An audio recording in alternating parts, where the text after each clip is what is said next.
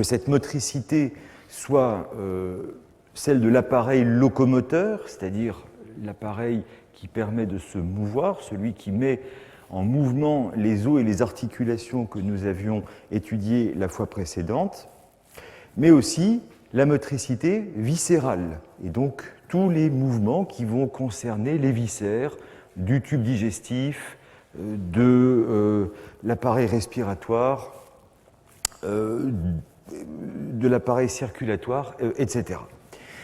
Si l'on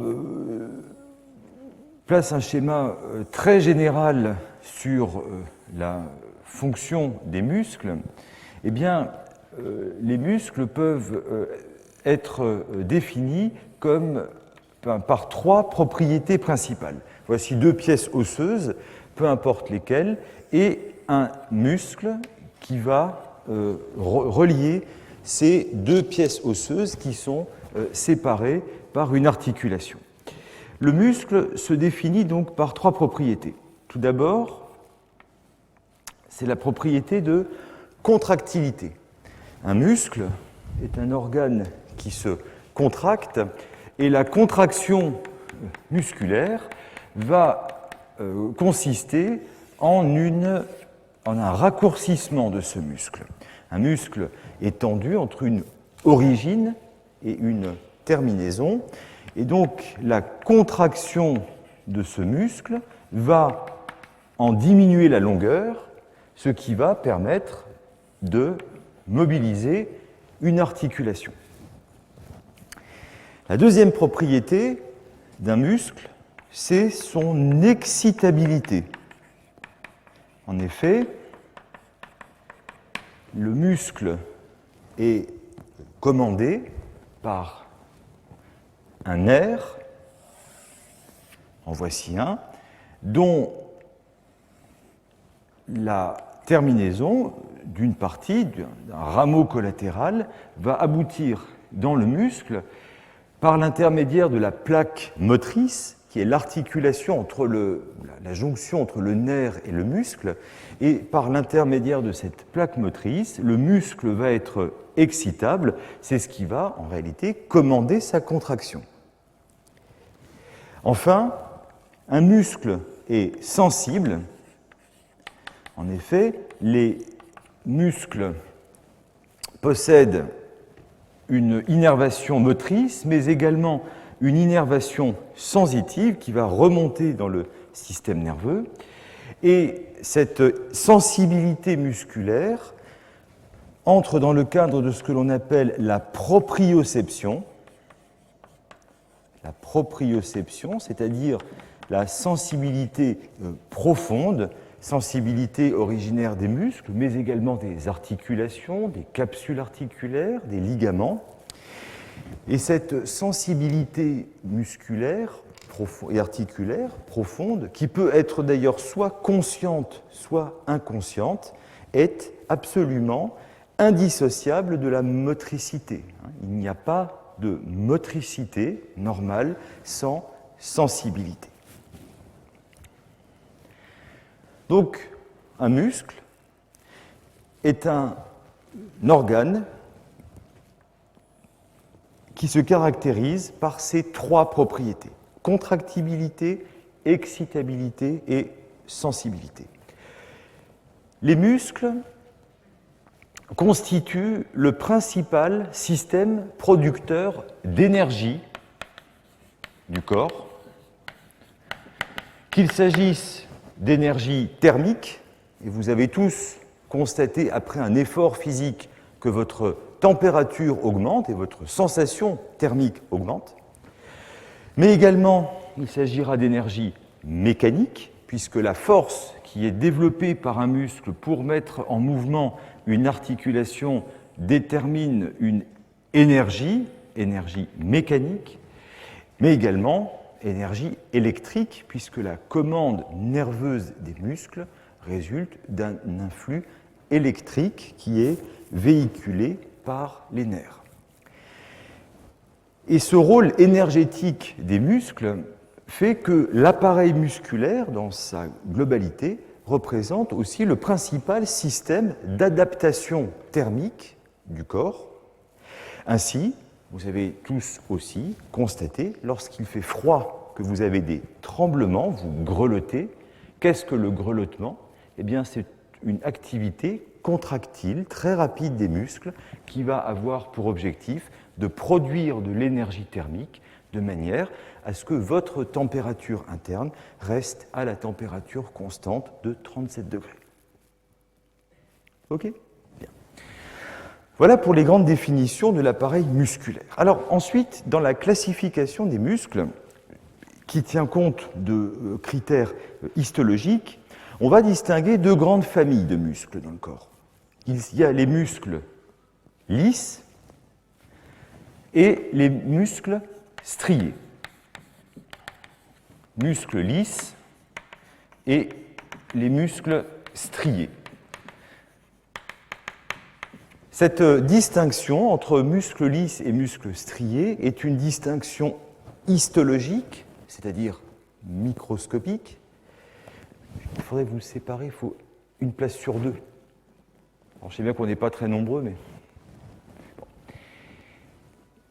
C'est une distinction histologique. Les cellules musculaires, au microscope, pourront présenter des systèmes de striation visibles en microscopie optique, ou pas. Le muscle lisse, tout d'abord, on parle également de léiomyocytes.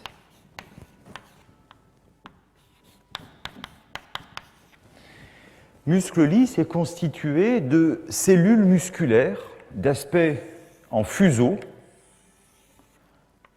présentant un noyau central arrondi. Et ces cellules musculaires lisses, eh bien, en microscopie optique, présentent des cytoplasmes transparents, c'est-à-dire non pourvus de striation. Ces cellules musculaires lisses sont exclusivement commandées par le système nerveux autonome, c'est-à-dire que leur contraction échappe au contrôle de la volonté. Et donc, on va trouver ces cellules musculaires lisses, ces léiomyocytes, dans les parois des organes, donc les parois des artères, les parois du tube digestif, les parois de la trachée et des bronches, etc. Donc, situées dans la paroi des organes, ces cellules musculaires lisses sont sous la dépendance du système nerveux autonome et donc sont indépendantes du système de la volonté. Leur contraction est involontaire.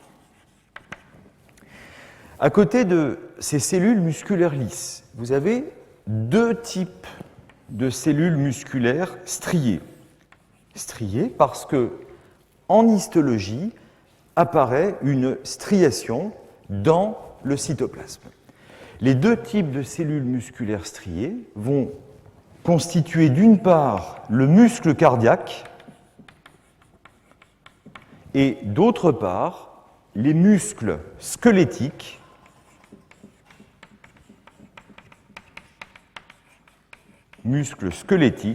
qui constituent de loin les muscles les plus volumineux dans le corps. Les cellules qui vont constituer le muscle cardiaque, qui vont présenter la plus grande partie du cœur, ce muscle creux qui met en circulation le sang, portent le nom de cardiomyocytes.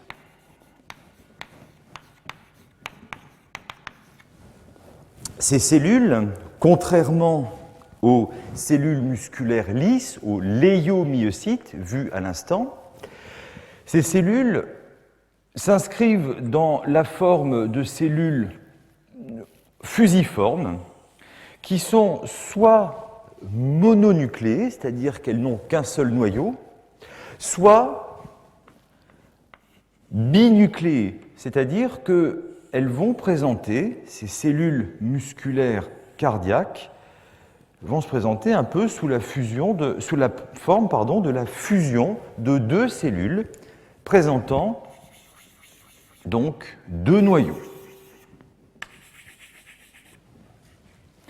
Et surtout, au microscope, va apparaître dans le cytoplasme de ces cellules une striation qui matérialise la présence plus importante de filaments d'actine et de myosine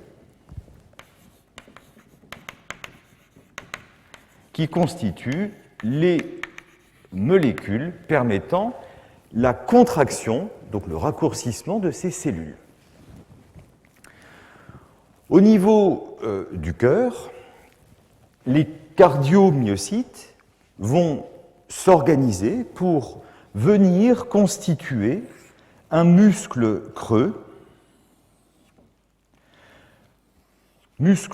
constitué de 4 cavités cardiaques, 2 cavités à droite, 2 cavités à gauche, que l'on peut représenter de façon schématique comme ceci. De chaque côté est présent un atrium. On parlait autrefois d'oreillette.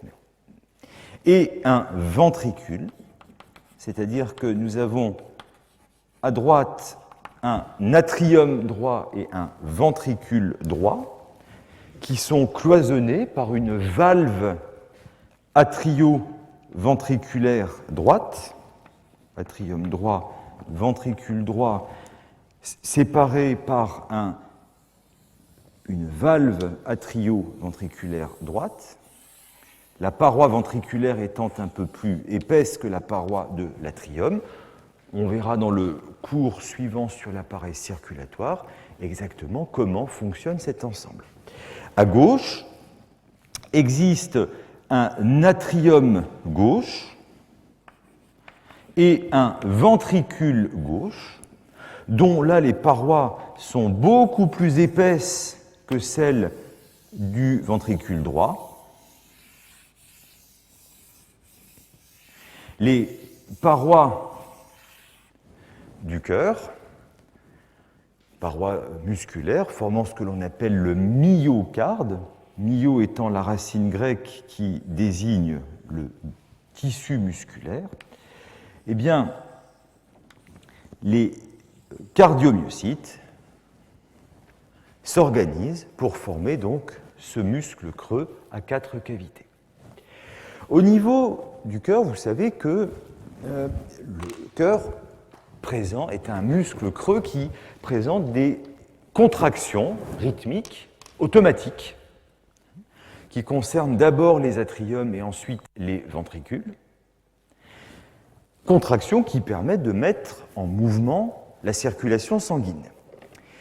Cette activité contractile, automatique, régulière, est permise par la différenciation de cellules musculaires cardiaques constituant ce que l'on appelle le tissu nodal. On reviendra sur le tissu nodal dans le cours sur l'appareil circulatoire, mais on peut déjà le placer. Il est constitué d'amas de cellules musculaires qui présentent une différenciation particulière. Il s'agit du nœud sinu-atrial,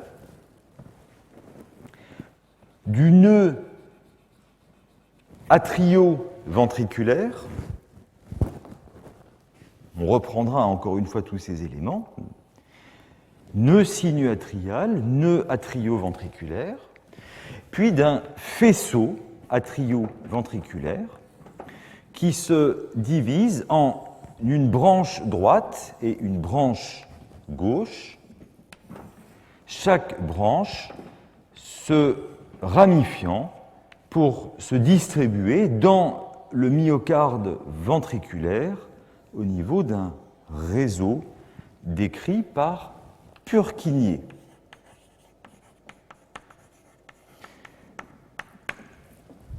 Ce tissu nodal est donc l'élément qui va permettre la contraction rythmique automatique des cardiomyocytes. Comment est-ce que cela fonctionne-t-il? Eh bien, le nœud sinuatrial forme un amas de cellules musculaires présentant une différenciation particulière. Ce sont les cellules P pour pâle, parce qu'histologiquement, elles apparaissent plus claires que les cardiomyocytes classiques et elles ne sont pas striées, elles ne sont plus striées. Mais ce sont bien des cellules musculaires, ce ne sont pas des cellules nerveuses, ce ne sont pas des neurones. Le nœud sinuatrial va présenter des capacités de dépolarisation régulières avec une fréquence de 60 à 80 dépolarisations par minute. Ces dépolarisations régulières vont être transmises aux cardiomyocytes des atriums, ce qui va provoquer leur contraction. Par ailleurs, le nœud sinuatrial et le nœud atrio-ventriculaire sont réunis par des faisceaux de conduction, si bien que l'influx déterminé par le nœud sinuatrial est transmis au nœud atrio-ventriculaire qui va ensuite se prolonger, ce signal, dans le faisceau atrio-ventriculaire, puis dans les branches droite et gauche du faisceau atrio-ventriculaire, ce qui va permettre d'amener cet influx de contraction aux ventricules, qui vont donc se contracter dans un second temps, quelques millisecondes plus tard. L'ensemble de la contraction de l'atrium et du ventricule formant ce qu'on appelle la systole cardiaque.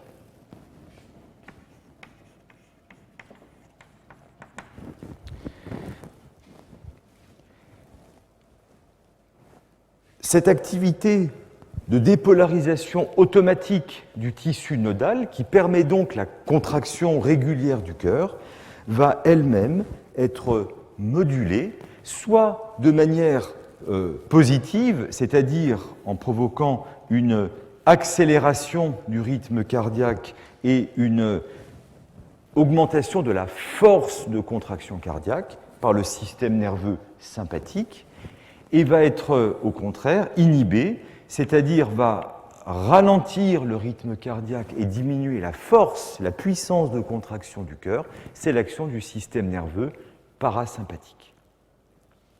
OK ? Donc, le tissu musculaire cardiaque, les cardiomyocytes, constituent une forme particulière de cellules musculaires striées qui, pour la plus grande partie d'entre elles, vont constituer les parois musculaires du cœur, qui est le moteur de la circulation sanguine.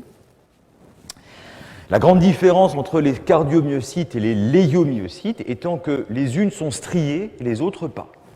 Et bien sûr, le fonctionnement, le tissu musculaire cardiaque présente cette particularité. Certaines cellules, certains cardiomyocytes se différencient pour former le tissu nodal qui permet la contraction automatique du cœur.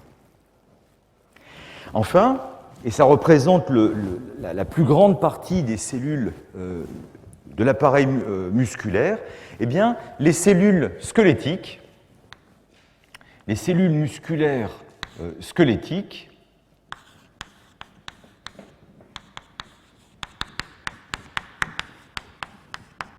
vont constituer les cellules qui vont former les muscles de l'appareil locomoteur.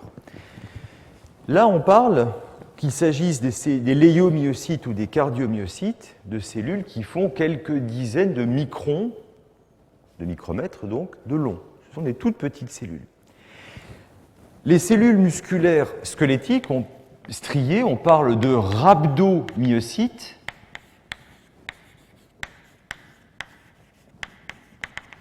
Sont des cellules qui vont pouvoir, chaque cellule, faire plusieurs centimètres de long. Ce sont des cellules qui vont apparaître extrêmement allongées, formant de longs cylindres de quelques microns de diamètre et de jusqu'à 2-3 cm de long. Et ces cellules sont polynucléées, c'est-à-dire qu'elles vont présenter à la périphérie de leur cytoplasme de multiples noyaux qui sont poussés à la périphérie de la cellule, car le cytoplasme va, lui, être essentiellement rempli par les filaments d'actine et de myosine, constituant l'élément moléculaire de contraction musculaire, puisque le but là, c'est vraiment la mise bon après-midi, la mise en fonction de l'appareil locomoteur.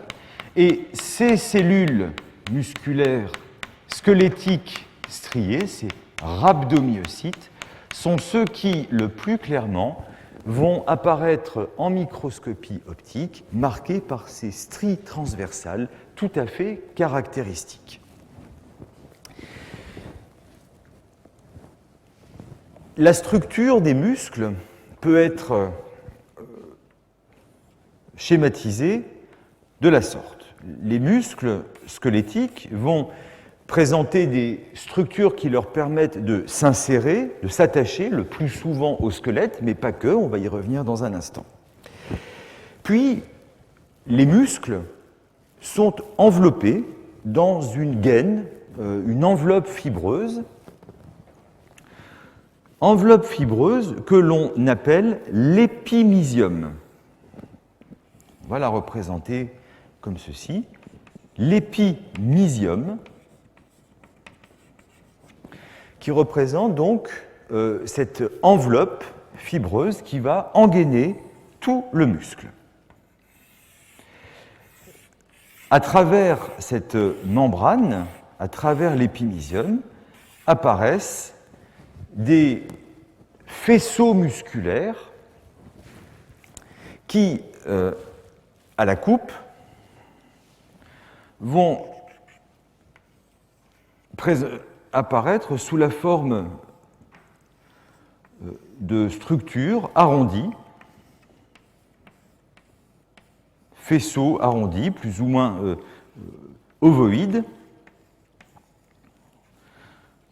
qui apparaissent de façon plus ou moins épaisse.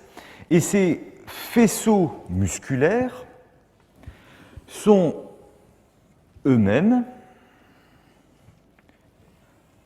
engainés dans un tissu conjonctif que l'on appelle le périmysium.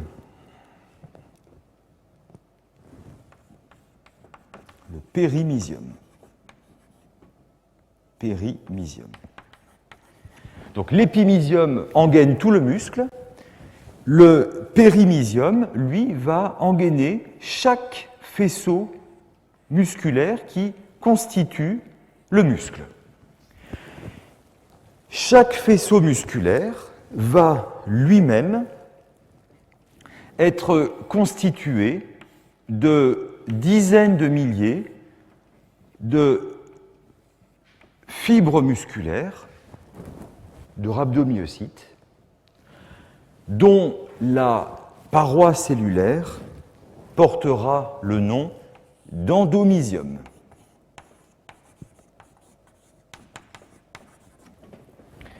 Alors, en fonction de la configuration du muscle, en fonction de la disposition des fibres musculaires contractiles au sein du muscle, eh bien, le muscle aura des propriétés différentes, soit aura des capacités de raccourcissement très marquées, soit aura une force de contraction plus importante.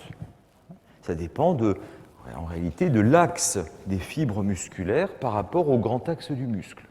Clairement, au niveau des membres, pour pouvoir faire des mouvements de grande amplitude, il faut des muscles qui ont des grandes capacités de raccourcissement. On a donc des dispositions plutôt longitudinales des fibres musculaires. Au niveau de la colonne vertébrale, au niveau du tronc, on a besoin de muscles plus puissants pour le maintien de la station debout, et donc les fibres musculaires auront une orientation qui sera plutôt transversale par rapport à l'axe du muscle. Les muscles de l'appareil locomoteur, les muscles squelettiques étant les plus nombreux et étant aussi ceux en particulier dans l'exercice de la pharmacie pour lesquels vous serez amené à être le plus sollicité pour des conseils, par exemple pour le port d'orthèses ou autre appareillage, eh bien nous allons prendre l'exemple d'un muscle squelettique pour définir de façon générique le mode de description d'un muscle. Nous allons, pour représenter cela, prendre l'exemple de la loge antérieure du bras que nous allons représenter en vue antérieure, orientée vers le haut crânialement et médialement sur ma droite. Nous allons placer la scapula, l'os plat de l'épaule, l'omoplate dans la nomenclature anatomique traditionnelle, qui présente un angle latéral qui va s'articuler avec l'humérus, l'os du bras, au niveau de l'articulation de l'épaule. En avant, ici, apparaît le processus coracoïde de la scapula, qui va se placer en avant de l'articulation scapulo-humérale. Et dans la cavité glénoïdale de la scapula va venir se placer l'humérus, l'os du bras, qui s'articule avec la scapula au niveau de l'articulation scapulo-humérale.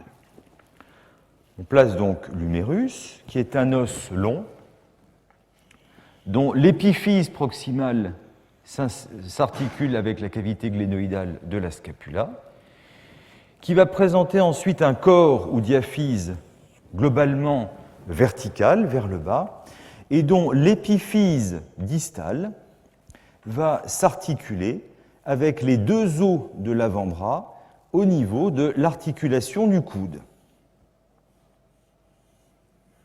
Les deux os de l'avant-bras étant le radius latéralement et l'ulna médialement.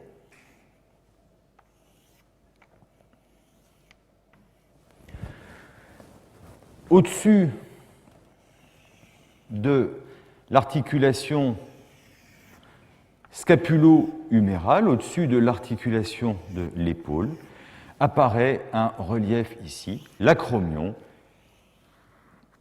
relief développé à partir de la scapula et qui est palpable en arrière et ensuite au-dessus de l'articulation de l'épaule.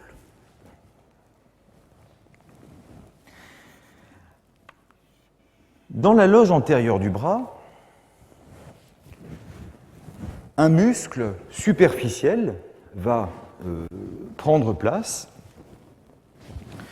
muscle superficiel qui va être pratique pour décrire les éléments qui se rapportent à l'appareil squelettique. Ce muscle, c'est le biceps brachial. Ce muscle biceps brachial est un muscle qui prend son origine par deux faisceaux, deux chefs. Un premier chef qui est appelé chef long, qui s'insère au niveau de l'épaule, qui va présenter un tendon passant au-dessus de la tête humérale dans l'articulation de l'épaule, puis glissant dans un sillon à la face antérieure de l'humérus, avant de présenter ensuite sa partie charnue, sa partie contractile, formant un fuseau qui va dessiner le galbe de la face antérieure du bras.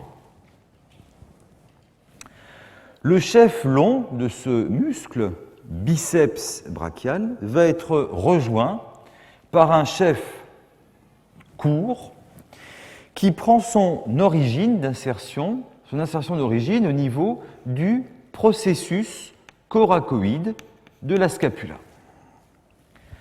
Le chef court du muscle biceps brachial va alors rejoindre le chef long et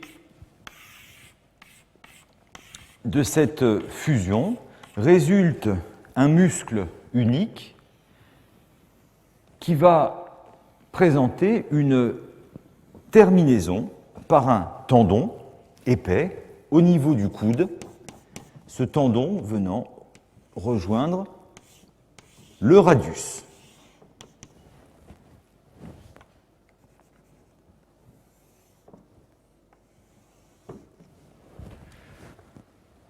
Muscle biceps brachial, qui est donc le muscle le plus superficiel de la région antérieure du bras. Dans la région antérieure du bras, à côté de ce muscle biceps brachial, existe un muscle plus petit, plus court, le muscle coraco-brachial, qui s'insère sur le processus coracoïde et qui va se terminer sur l'humérus. Muscle coraco-brachial. Je mets en place ces éléments, l'objectif, bien entendu, n'étant pas d'apprendre l'anatomie de ces muscles, mais de comprendre, à partir d'un exemple, comment on décrit et comment fonctionne l'appareil musculaire. Enfin, le dernier muscle de la loge antérieure du bras que nous allons avoir à représenter est le muscle brachial, qui est un muscle, je vais le représenter comme ceci en orange, muscle qui s'insère sur l'humérus, qui se place en dessous du précédent, en dessous du muscle brachial, du muscle biceps brachial, pardon, et qui va venir se terminer sur l'ulna, qui est l'os médial de l'avant-bras. Donc, trois éléments musculaires qui se situent dans la loge antérieure du bras et qui vont, à présent, nous permettre de décrire de façon générique l'organisation de l'appareil musculaire squelettique. Un muscle, de façon générique, se définit, se décrit à partir des paramètres suivants. Un muscle présente tout d'abord une origine, une insertion d'origine. L'origine d'un muscle peut se faire dans différentes situations. Par exemple, un muscle peut prendre son origine au niveau d'un organe mobile, comme l'œil, c'est ce qui permet l'orientation du regard. Un muscle peut prendre son origine sur de la membrane synoviale, on en avait parlé la dernière fois de la membrane synoviale, par exemple dans l'articulation du genou. Un muscle peut aussi s'insérer sur la peau, et on retrouve ces muscles, qui sont des muscles squelettiques, enfin des muscles striés, de l'appareil locomoteur, on les trouve par exemple au niveau du visage, et ce sont ces muscles qui permettent l'expression de la mimique faciale, l'expression des émotions. Mais la plupart du temps, l'origine d'un muscle se fait sur le squelette ou éventuellement sur des fascias ou des cloisons intermusculaires. Lorsque un muscle prend son origine sur le squelette, il peut soit s'insérer, s'attacher à l'os par sa partie charnue, sa partie contractile.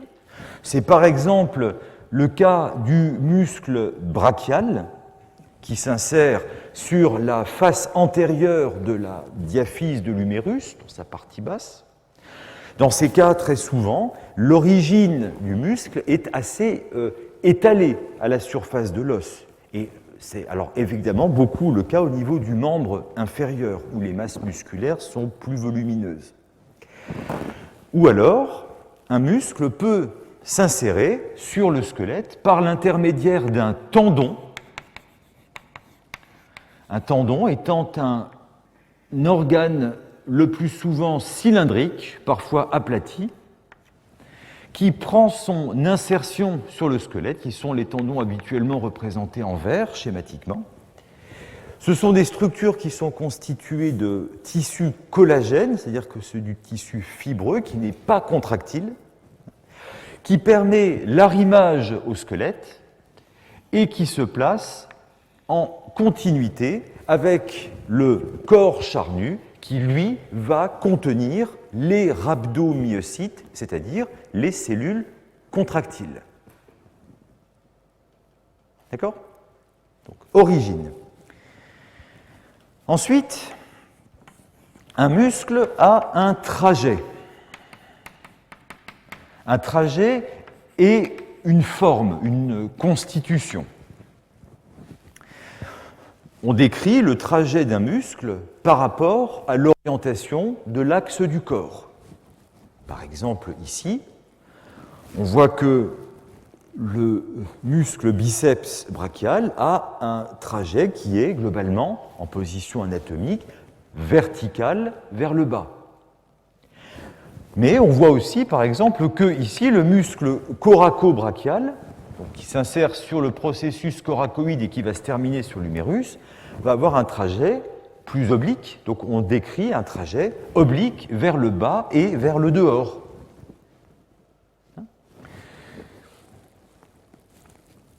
Dans le trajet du muscle, on peut aussi décrire, enfin dans la partie trajet morphologie du muscle, on va décrire la forme générale du muscle.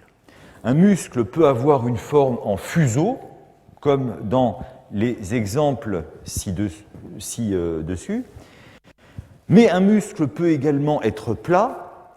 C'est l'exemple des muscles qui vont constituer la paroi antéro-latérale de l'abdomen. Ce sont des muscles aplatis qui vont cloisonner la cavité abdominale. Un muscle peut également être circulaire, formant alors ce que l'on appelle un sphincter. Le mot sphincter venant du grec « je serre », et les sphincters sont des muscles circulaires qui forment donc des anneaux permettant de réguler le plus souvent la circulation d'un contenu d'un viscère. On en trouve beaucoup au niveau du tube digestif. Mais on a par exemple des sphincters au niveau du visage, le muscle qui permet de fermer les yeux, qui s'appelle muscle orbiculaire de l'œil, est un muscle sphincter.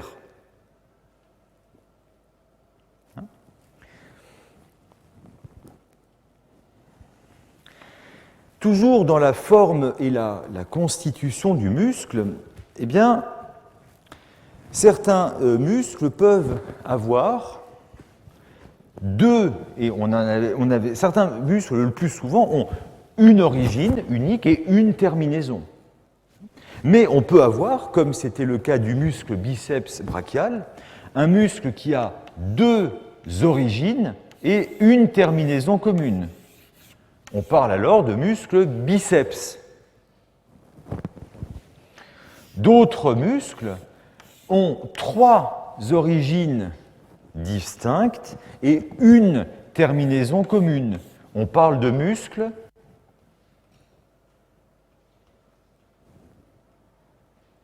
si deux origines et une terminaison, c'est un biceps, trois origines et une terminaison, c'est un muscle triceps, comme par exemple dans la loge postérieure du bras ou dans le mollet. Et puis on a des muscles qui ont quatre origines distinctes et une terminaison commune. Ce sont des muscles quadriceps. Et on en a même, alors là, ça c'est vraiment le bazar, dans la colonne vertébrale, qui ont X origines distinctes et X terminaisons distinctes, notamment les muscles qui sont tendus entre le bassin et la cage thoracique, qui sont des muscles multiceps. Enfin, ceux-là, ils sont vraiment compliqués. Ensuite, on a, à côté de cette constitution particulière, certains muscles qui peuvent être constitués de plusieurs corps musculaires, de plusieurs corps charnus, qui sont réunis par des tendons intermédiaires. Lorsque vous avez une origine, un tendon intermédiaire, un autre corps charnu et une terminaison, on parlera de muscle digastrique. Pourquoi? Parce qu'il a deux ventres charnus qui sont montés en série. Certains muscles sont des muscles qui sont dits polygastriques, car ils sont constitués de plusieurs corps charnus qui sont disposés en série et interrompus par des tendons intermédiaires. Un exemple de muscle polygastrique, c'est le muscle droit de l'abdomen qui constitue la paroi antérieure de l'abdomen et qui, chez les sujets très maigres, et dont les tendons intermédiaires sont visibles chez les sujets qui sont très maigres, qui ont une masse grasse très faible, formant les tablettes de chocolat qui, avec l'âge, disparaissent inexorablement. Voilà. C'est clair? Donc, origine, trajet. Ensuite, un muscle va avoir une terminaison. La terminaison d'un muscle, eh bien, elle peut soit se faire par un tendon sur le squelette, ce sera donc une terminaison profonde, soit elle peut se faire sur une enveloppe superficielle, sur un fascia, comme par exemple dans le cas du muscle biceps brachial, si l'on place tout de suite le fascia qui délimite le bras. Vous savez qu'il existe un fascia profond qui engaine l'ensemble du corps, et en particulier ici le bras. Eh bien, le muscle biceps brachial présente, en plus de son tendon profond, une expansion superficielle qui va venir se terminer sur le fascia de l'avant-bras. Cette expansion, c'est le lacertus fibrosus. Peu importe son nom finalement, mais cette expansion constitue une terminaison superficielle du muscle biceps brachial. On a d'autres exemples d'insertion superficielle de muscles, par exemple le muscle grand fessier, qui a une terminaison profonde sur le fémur et une terminaison superficielle sur le fascia de la cuisse. Origine, trajet, terminaison. Un muscle a ensuite une innervation. C'est l'élément important de l'excitabilité du muscle.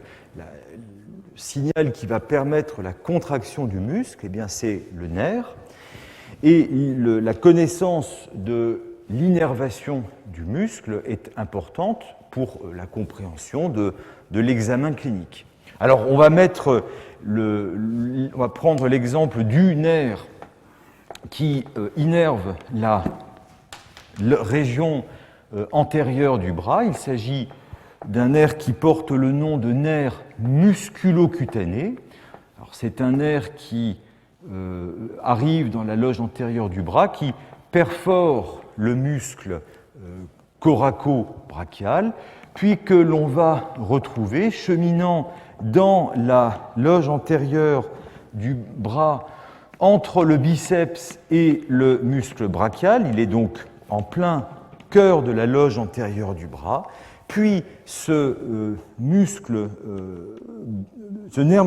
musculo-cutané perfore le fascia profond du bras pénètre dans les espaces superficiels où il va ensuite présenter un trajet dans la région de l'avant-bras, recueillant la sensibilité de la peau de l'avant-bras. Donc, le nerf qui est responsable de l'innervation du muscle doit être effectivement connu. Ce nerf peut soit être un nerf purement moteur, lorsque ce nerf ne sert qu'à innerver des muscles, ou un nerf peut être un nerf mixte, lorsque, après avoir ce nerf musculo-cutané innervé les muscles, les 3 muscles de la loge antérieure du bras, eh bien, va dans l'avant-bras avoir également un territoire sensitif, c'est-à-dire pour le toucher, là en l'occurrence dans la région latérale de l'avant-bras. Origine, trajet, terminaison, innervation. Ensuite, le chapitre suivant dans la description d'un muscle, eh bien, c'est son action. Car en effet, le muscle est un organe de l'appareil moteur, de l'appareil locomoteur. Il a donc une fonction qui est de créer et de permettre un mouvement. Le mouvement du muscle, permis par le muscle, dépend de 2 éléments. D'abord, quelles sont les articulations que le muscle va croiser? Effectivement, si on revient sur le dessin ici d'introduction, ce muscle qui est tendu de l'os 1 à l'os 2, articulé par cette articulation, ne va pouvoir agir que sur la dite articulation. Dans ce cas, le muscle est dit monoarticulaire.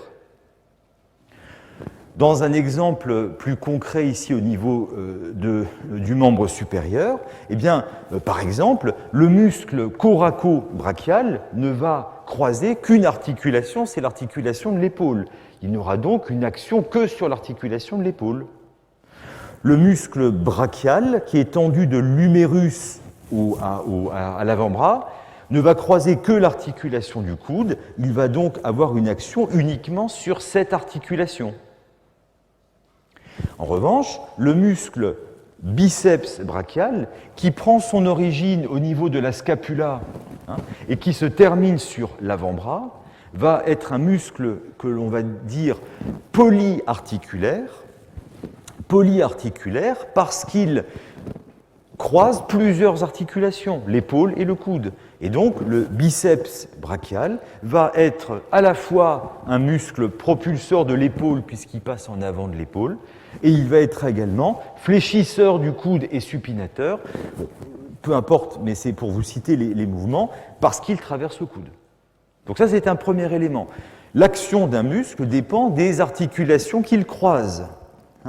Et puis l'autre facteur, bien sûr, et ça je vous renvoie au cours de la dernière fois, l'autre facteur qui permet de comprendre l'action d'un muscle, eh bien, c'est le type d'articulation que le muscle va croiser.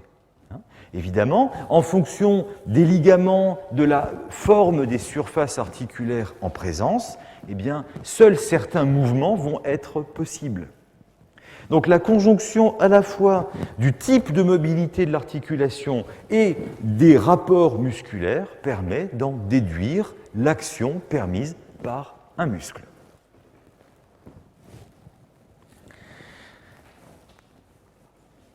Ces 5 chapitres, origine, trajet, terminaison, innervation et action, eh bien, sont les 5 éléments, les 5 chapitres classiques de la myologie. Alors, pour l'AS pharmacie, on n'ira pas plus loin en termes de muscles, puisque vous n'avez pas l'anatomie descriptive, mais lorsque l'on s'adresse aux futurs médecins ou kinésithérapeutes, qui, eux, vont travailler précisément sur l'appareil locomoteur, eh bien là, on fait de l'anatomie descriptive de l'appareil moteur, et donc pour chaque muscle vont être repris les 5 chapitres que je viens de vous expliquer de façon analytique pour apprendre précisément le fonctionnement du corps.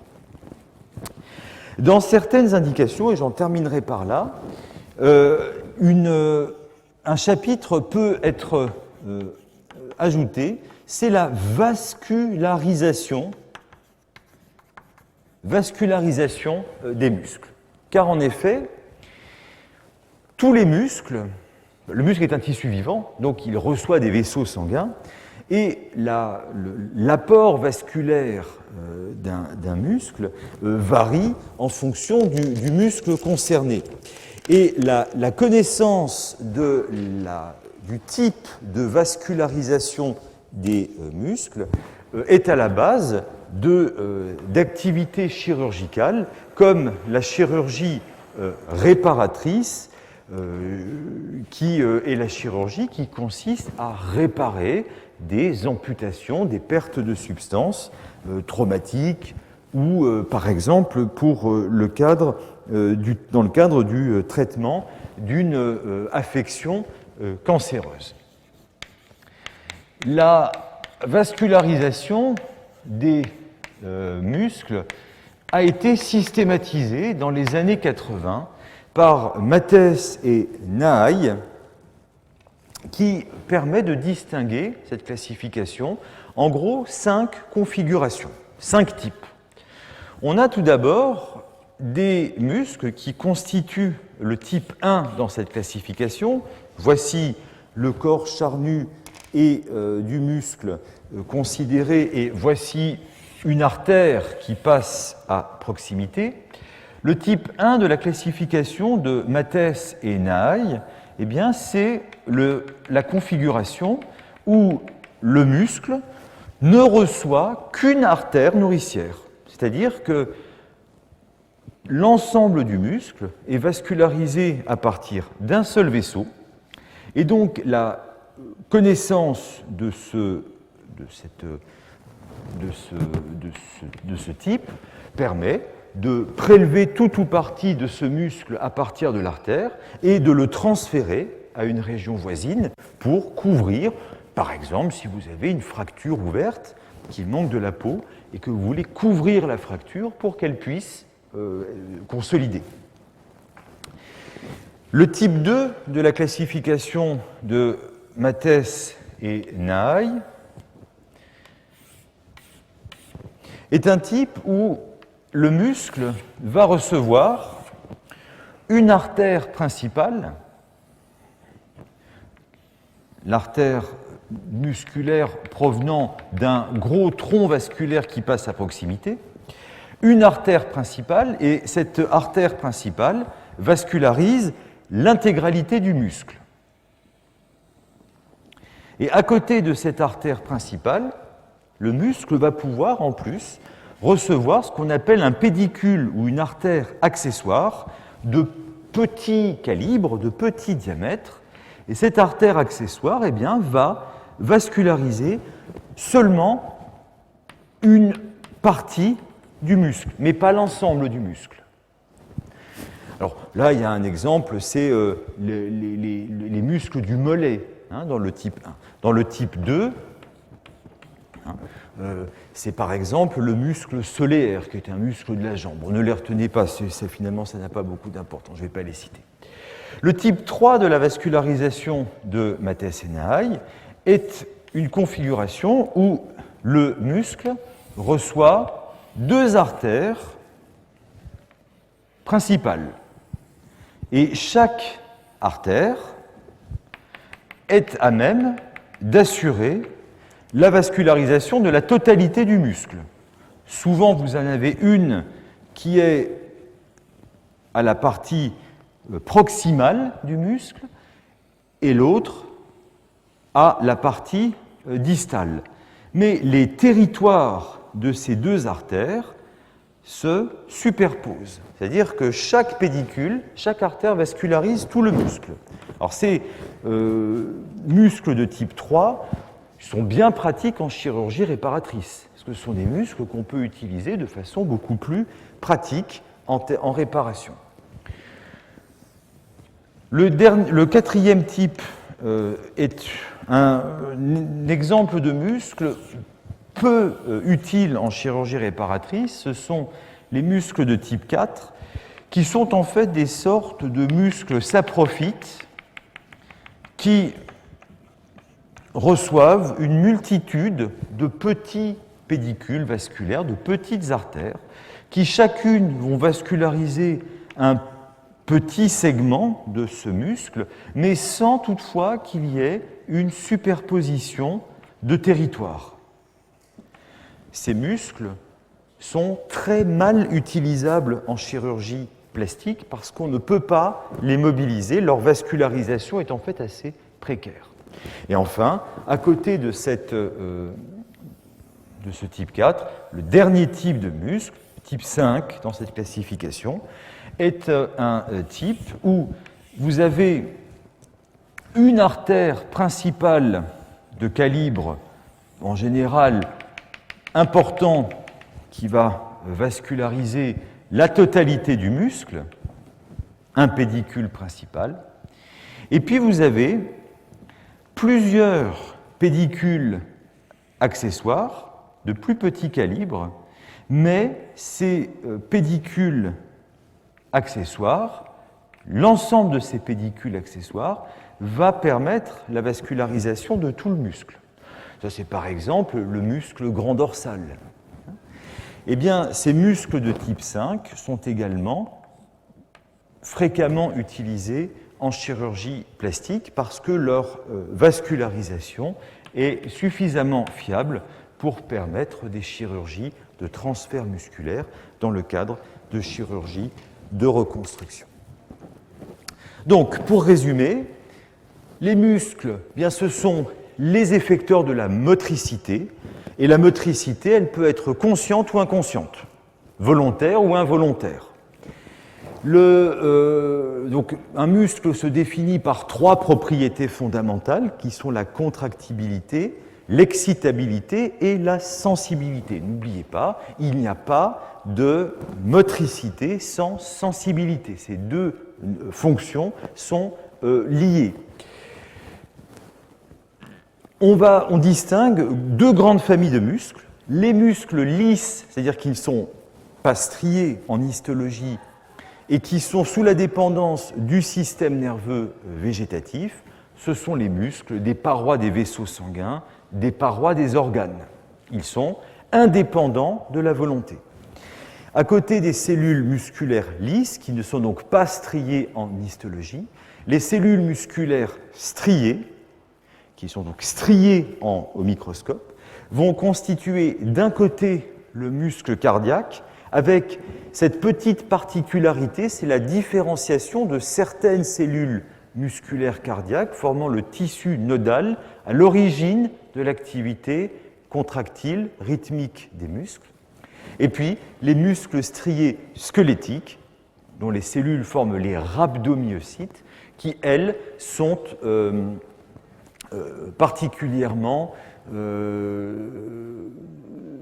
qui sont sous la dépendance du système nerveux volontaire et qui vont donc permettre la mise en mouvement de l'appareil locomoteur. Et donc on définit les muscles striés en origine, trajet, terminaison, innervation et action. Ces muscles sont cloisonnés, sont situés dans des loges musculaires, je vais les dessiner ici en bleu, des loges qui vont donc former des espaces dans lesquels ces muscles se situent. Et donc ces loges permettent de classer les muscles, par exemple en loge antérieure du bras, loge postérieure du bras, etc., etc. Ces loges qui sont cloisonnées par des fascias sont des loges inextensibles dans lesquelles, par exemple en traumatologie, un œdème peut venir comprimer les muscles situés en dessous. C'est ce qu'on appelle le syndrome des loges. Voilà, je pense qu'on a fait le tour de la question. Je suis bien sûr ouvert à toutes les questions que vous pourriez avoir. J'espère que ces explications très générales sur l'appareil musculaire vous permettront d'appréhender convenablement vos futurs métiers. J'en profite aussi pour un petit mot administratif, bien vous rappeler de bien valider, si vous ne l'avez pas encore fait, vos inscriptions pédagogiques, puisque vous avez logiquement jusqu'à la fin du mois de septembre pour les faire. Ça, c'est important. Voilà, je vous souhaite une bonne fin de journée et un bon week-end.